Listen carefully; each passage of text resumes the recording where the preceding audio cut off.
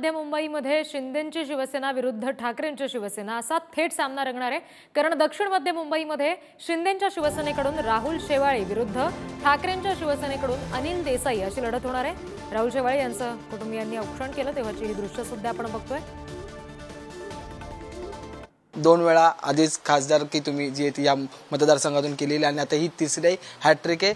काय एकंदरीत संपूर्ण 45 दिवस तुम्ही मतदार संघात फिरत होता, प्रचाराचा धुराळा उडत होता आणि त्याच्यानंतर आज मतदानाचा दिवस आहे, काय भावना आहे? गेली 2 महिने आम्ही मतदारांच्या संपर्कात आहेत आणि निवडणुकीचे माध्यमातून लोकांमध्ये निवडणुकीचा प्रचारही चालू आहे। अत्यंत उद्दंड आणि चांगला प्रतिसाद लोकांकडून मिळालेला आहे आणि आम्ही जो निर्णय घेतलेला आहे शिवसेना प्रमुखांचे विचार पुढे घेऊन जाण्याचा माननीय मुख्यमंत्री एकनाथ शिंदे साहेबांच्या नेतृत्वाखाली तो लोकांनी स्वीकारलेला आहे। त्यामुळे ह्या ठिकाणी प्रतिसाद मिळालेला आहे। हा मतदारसंघ शिवसेना प्रमुखांच्या विचारांचा आणि डॉक्टर बाबासाहेब आंबेडकरांच्या विचारांचा मतदारसंघ आहे, म्हणून या ठिकाणचे मतदार नेहमी मला पाठीशी उभे राहतात, आशीर्वाद देतात।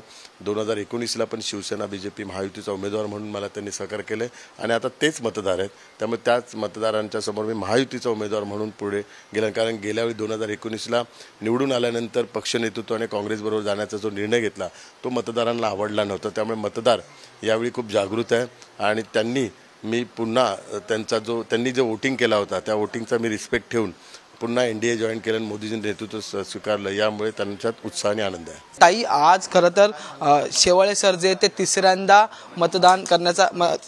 लढतीत उतरलेल्या हॅट्रिकची संधी आहे। तुम्ही अनेक वेळा नेहमी त्यांच्या सोबत आम्हाला प्रचार करताना पाहायला मिळाले होते। आजचा दिवस किती महत्त्वाचा आहे? आजचा दिवस आमच्यासाठी सुद्धा महत्त्वाचा आहे आणि सर्वांसाठीच महत्त्वाचा आहे, अख्ख्या देशासाठी महत्त्वाचा आहे। कारण आज आपण स्वतःसाठी मतदान करायचंच तर आहेच, पण देशासाठी सुद्धा मतदान करायचं आहे। आणि मी सगळ्यांना अपील करेन की तुम्ही सगळ्यांनी घराबाहेर उतरून जास्तीत जास्त मतदान करा।